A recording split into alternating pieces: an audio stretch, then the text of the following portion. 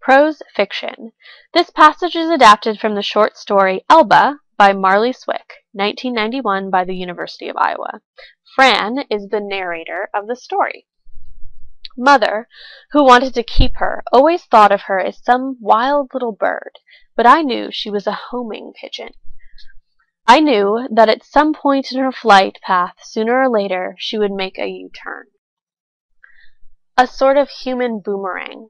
So even though I had long since stopped expecting it, I was not surprised when I walked down the gravel drive to the mailbox, which I'd painted papaya yellow to attract good news, and found the flimsy envelope with the Dallas postmark. I didn't know a soul in Dallas, or Texas for that matter, but the handwriting reminded me of someone, my own. Okay, so at this point we're going to go ahead and stop, and we're passage mapping. So this is when we take notes on the passage. So we have 3 people, it seems. We have the narrator, so we have Elba. We have Mother, so presumably Elba's mom. And then also this person, mysterious person, who sent this letter to her. So in terms of relationships, we have 3 characters we're probably going to need to keep straight. So you guys can use all of the caveman speak you want in this part. You can draw arrows, smiley faces, hearts, whatever it is, because on the actual test you don't have very much room to make notes. So this is where you kind of jot down 5 to 8 words, approximately, that explain what's going on. So I'm going to say E for Elba. So Elba gets letter from, and right now it's a person whose writing reminds her of her own. I have a pretty good idea of who this person is, but I'm not going to tell you guys because you'll figure it out in a minute. Okay, so Elba gets a letter from someone in Texas. And we also know that they are a human, let's see, it's a human carrier pigeon. And that you knew she was going to make a U-turn. So this person in Texas seems to have come from wherever it is that Elba is living. So Elba gets a letter from someone in Texas. I'm going to say used to be with Elba. Okay. And we know that we're going to talk about Mother probably again because she was mentioned. Alright, so next quote-unquote paragraph, even though I know it's going to be several of them. I walked back inside the house. Still raining? Mother asked. She was sitting in her new electric wheelchair in front of the TV, painting her fingernails a neon violet. Just let up, I said. Sun's poking through. You know anyone in Dallas, Mother? Not so as I recall. She dabbed at her pinky with a cotton ball. Mother was vain about her hands. I was used to how she looked now, but I noticed people staring in the doctor's waiting room. She had lost some weight and most of her hair to chemotherapy, and I guess people were startled to see these dragon lady nails on a woman who looked as if she should be lying in satin with some flowers on her chest. Okay, so we just learned a lot about the mother. So what's going on is, you know, the mom says she doesn't know anybody in Texas, aka the person in Texas knows only Elba and not Mother. But we learned a lot about who Mother is. So Mother, we know she's going through chemo. So she probably has cancer. So Mother has cancer. She looks as if she should be lying on satin with flowers on her chest, aka she looks like she's dead or should be dead. So Mother has cancer, she's dying, but we know that she paints her nails crazy bright colors. So there's something fun and vibrant and awesome about this woman. So cancer/dying, but fun, vibrant nails. Okay, cool. And also, it seems like Mother and Elba live together, which is an important aspect in terms of their relationship. Alright. Why do you ask? She said. I opened the envelope and a picture fluttered into my lap. It was a Polaroid of a sweet-faced blonde holding a newborn baby in a blue blanket. Before I even read the letter, I knew. I knew how those Nazis feel when suddenly, after 20 or 30 uneventful years, they are arrested, walking down some sunny street in Buenos Aires. It's the shock of being found after waiting so long. Okay, so Elba is, she's looking at a picture. She sees a picture, and she knows. So we don't know exactly what she knows yet, but she's hit with, a sudden sense of exactly what's going on. "What's that?" Mother said. I wheeled her around to face me and handed her the Polaroid. She studied it for a minute and then looked up, speechless for once, waiting for me to set the tone. "That's her," I said. "Her name's Linda Rose Caswell." We looked at the picture again. The blonde woman was seated on a flowered couch, her wavy hair just grazing the edge of a dime-a-dozen seascape in a cheap gilt frame. Mother pointed to the envelope. "What'd she say?" I unfolded the letter, a single page, neatly written. Okay. So, the mother is speechless. So it seems like both of them know who this picture is of, aka both of them know the person from Texas. So, and it's nice to note the speechless for once. So not only does Mom paint her nails crazy fun colors, but she also seems really talkative. So Mother actually seems like a pretty cool old lady. So Mother sees Pick and is speechless.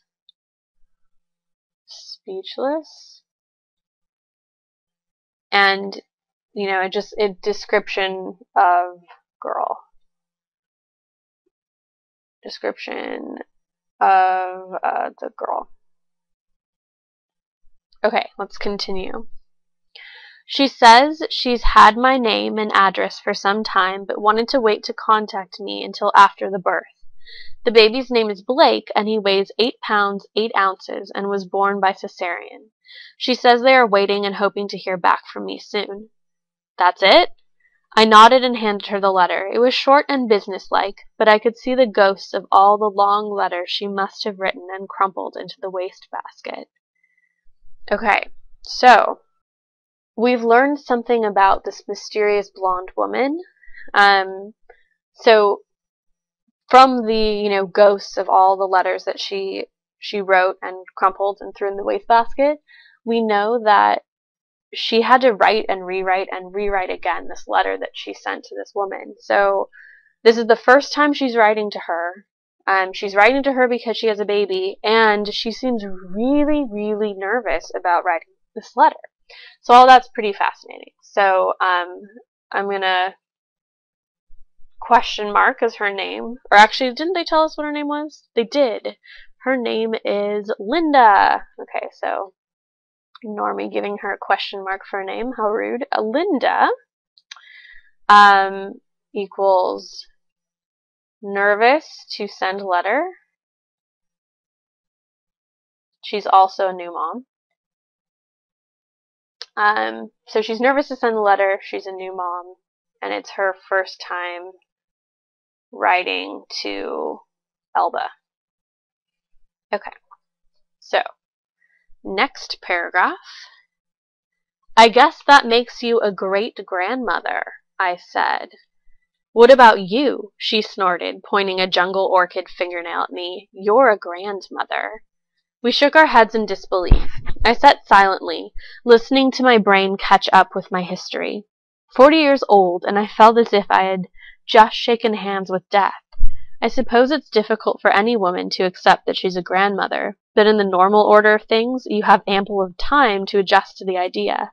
You don't get a snapshot in the mail one day from a baby girl you gave up 24 years ago saying, "Congratulations, you're a grandma."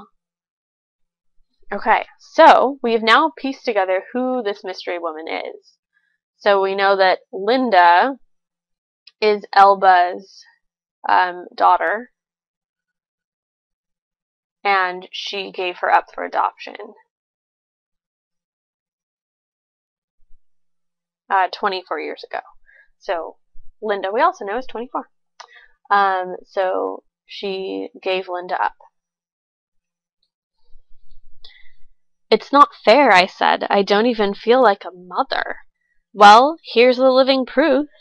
Mother tapped her nail against the glossy picture. She looks just like you, only her nose is more aristocratic. I'm going to work.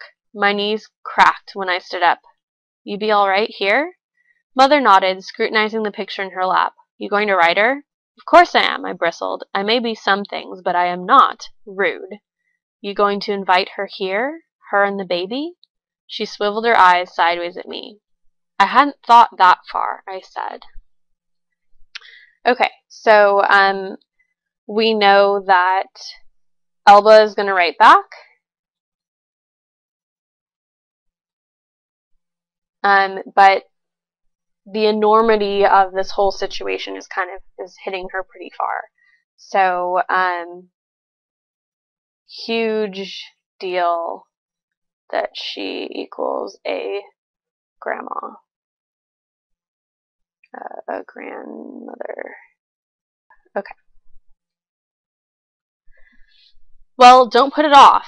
She slid her eyes back to the television. She's been waiting 25 years. You worried she's going to be trouble or ask for money? For all we know, she's married to a brain surgeon with his and her Cadillacs. She didn't mention any husband at all, I said, getting drawn in despite myself. Maybe you're worried she'll be disappointed in you, she said. You know that she's had this big fantasy for all these years that maybe you are Grace Kelly or Margaret Mead, and who could live up to that? No one. But you don't have to, Fran. That's the thing. You're her flesh and blood mother, and that's enough. That's all it'll take. So, basically, Mother is trying to kind of encourage Elba, and also telling Elba it's okay, that she doesn't have to be the perfect, idolized picture of a woman, that, Linda's going to accept her for who she is. So, Mother is trying to kind of encourage Elba. Elba does not have to be perfect. Okay, so this is a nice little story of kind of a family coming together, and we have 3 very different, very interesting women in it. Alright, so after we go ahead and write down our nice little notes, we can go ahead and look at the questions. Now, in terms of looking at the questions, we're going to go through and read the question one by one, predict an answer, try to match. And we're going to use this list of, 8 quote-unquote paragraphs to kind of help us figure things out. So not only does the act of taking notes help you understand what's going on, but it's also useful when you go ahead and look at the actual questions. So without further ado, we will go ahead and look at question number 1. Fran would most likely agree with which of the following statements about her relationship with Linda Rose? Okay, so first off, I realized that in my passage map I was circling an E for Elba, but actually the narrator's name is Fran. It said that in the beginning. So all E's equal Fran. Okay. So you don't actually have to look at the answers to this yet, even though I know it says which of the following, which would indicate that you do have to look at the answer choices. So the first thing you would say is, okay, most likely, that means it's an inference question. And you're looking at which statement would Fran agree about her relationship with Linda Rose.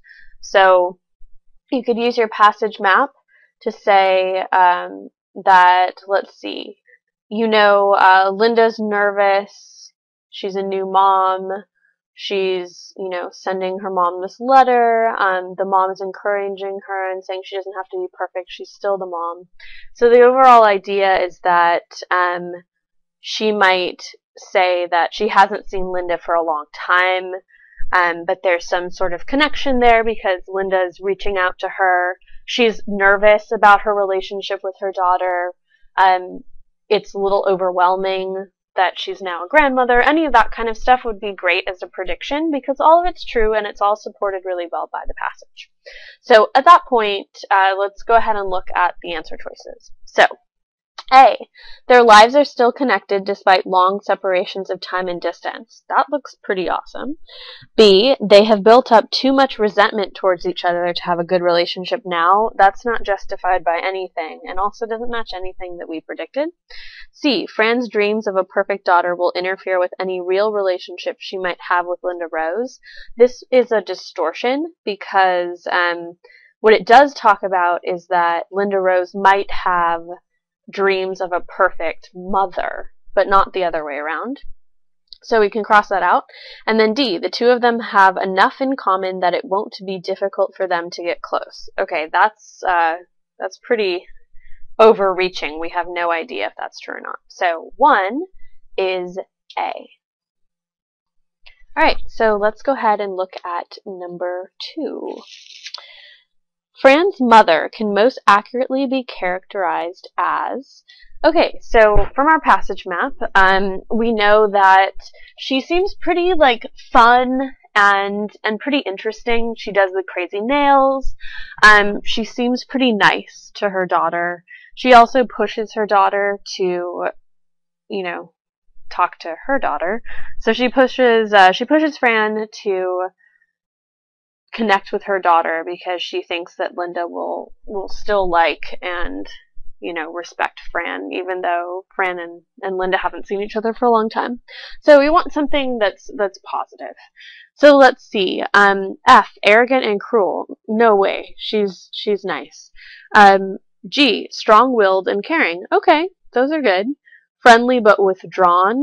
Withdrawn women don't wear neon nail colors. I mean, in general.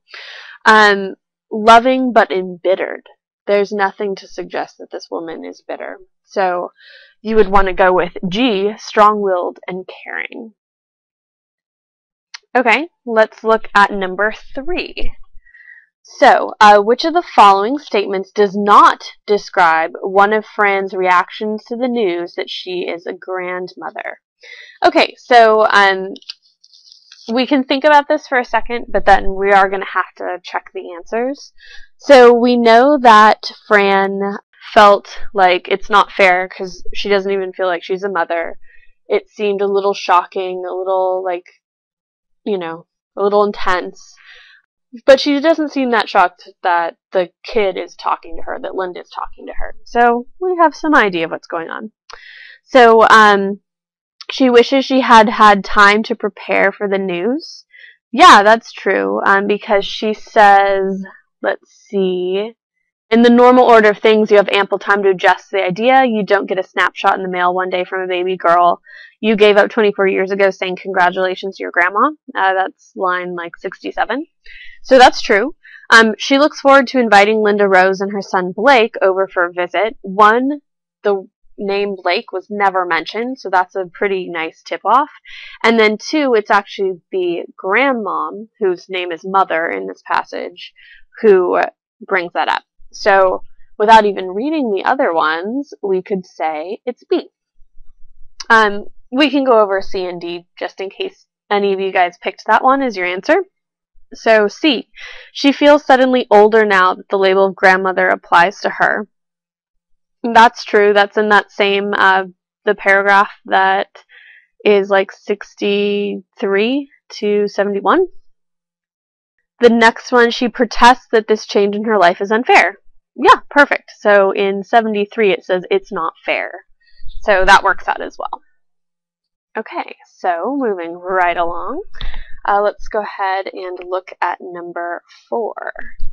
So in number 4, the main point of the first paragraph is that, so again, you can look at the passage map, but this is the paragraph in which we find out that the person who sent the letter, was with Fran at some point, and she knew that that person would come back, the carrier pigeon.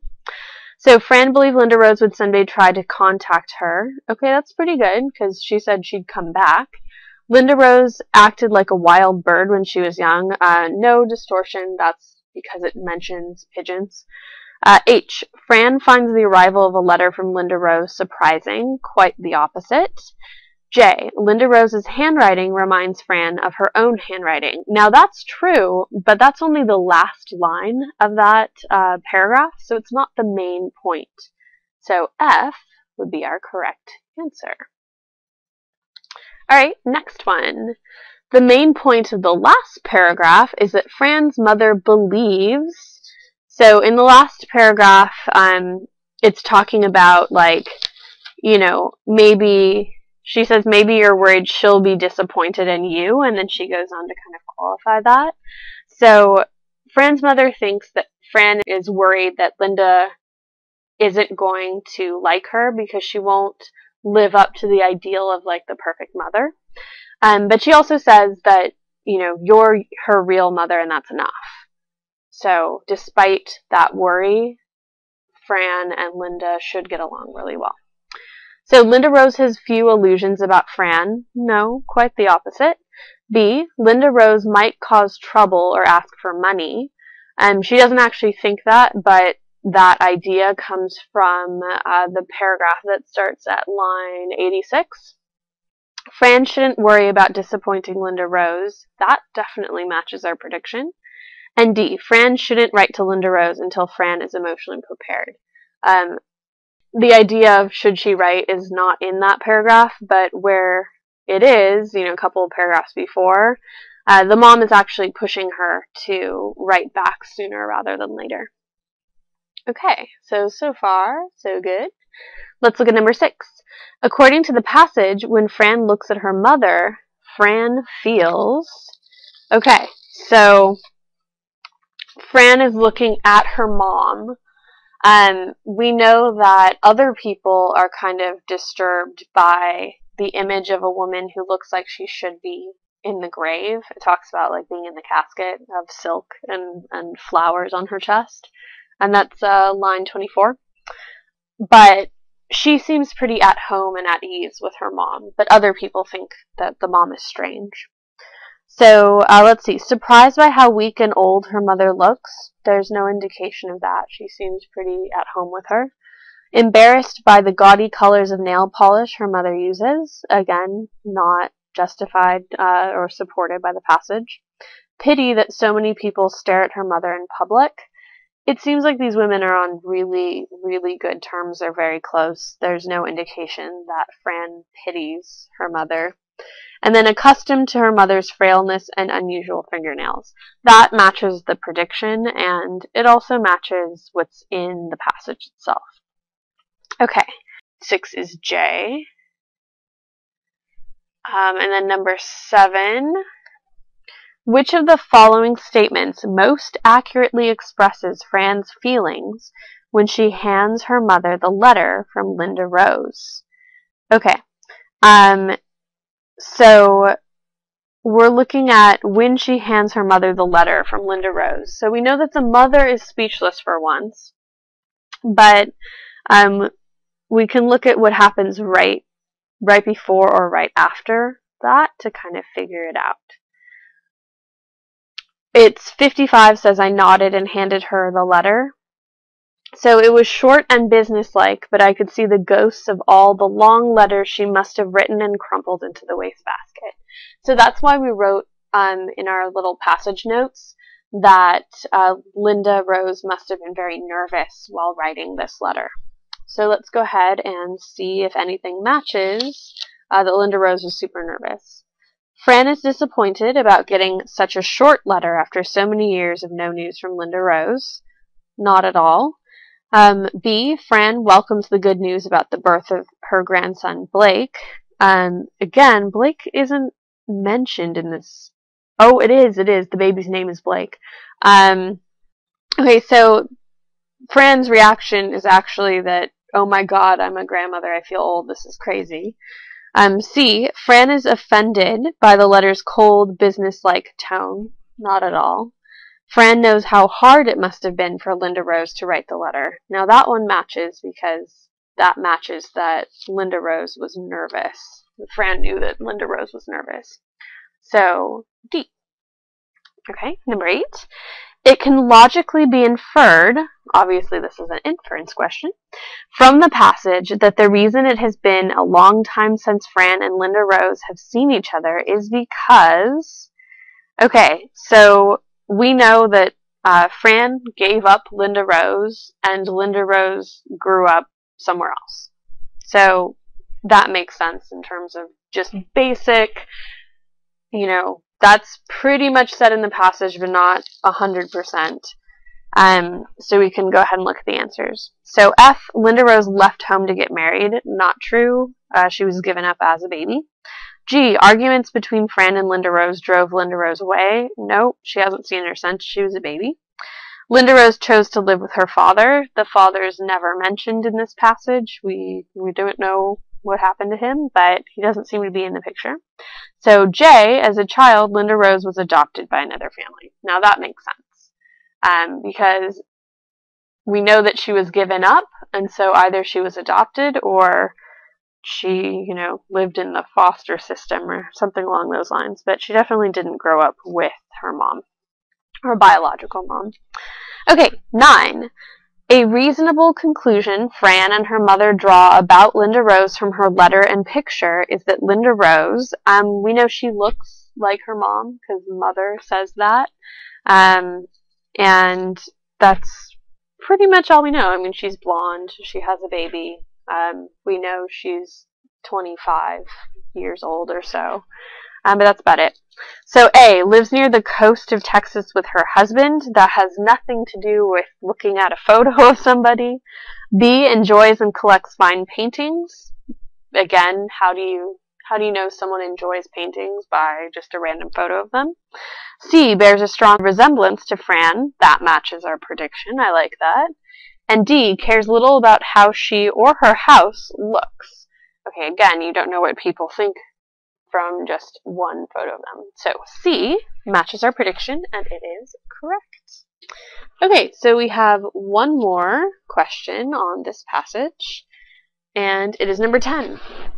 So, according to the passage, the reason why Fran's mother warns Fran not to put off contacting Linda Rose is that Fran's mother,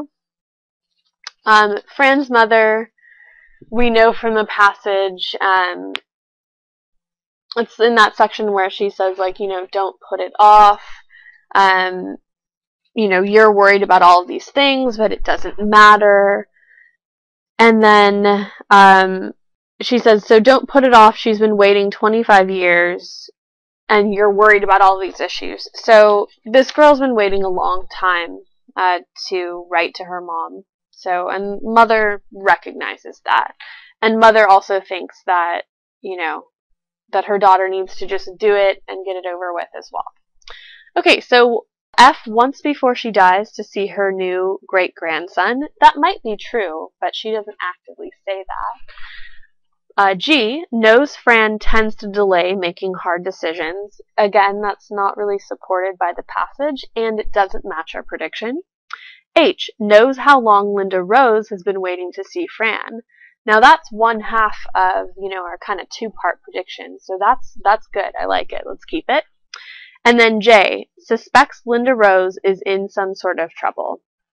So again, Mother says that her daughter Fran might be worried that Linda Rose has problems, but does not actually herself suspect anything is wrong with Linda Rose. So H knows how long Linda Rose has been waiting to see Fran. That one matches our prediction, and it matches the fact that Linda Rose has been waiting for 25 years to contact her mother. So we would go ahead and write down H for that one. Okay, guys, so that's basically how you do a prose passage. So just remember that you're always going to go through first and stop at every paragraph or every break in the conversation and make sure you write down 5 to 8 words or so. Use symbols, abbreviate all you want to. And then after that point, you go through and do the questions just like we did them.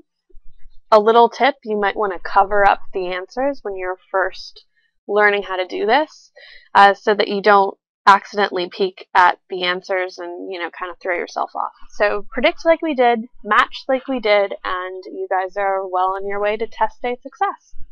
All right, good job, everybody. And remember to check back in for the next video where we're going to be going over the science related passage.